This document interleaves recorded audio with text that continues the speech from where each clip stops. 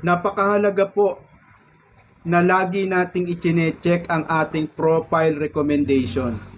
Lalo na po kapag nag-a-upload tayo ng mga content po natin sa Reels, ng mga content natin sa ating Facebook.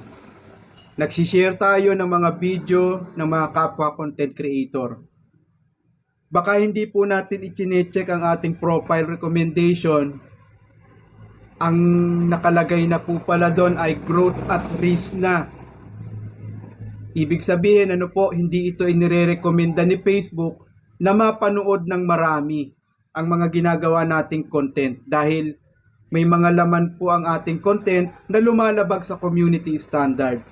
Kaya i-check po natin kapag tumagal ang violation po na hindi natin na i-check ang ating profile recommendation, nauuwi po sa grow at risk ang ating account.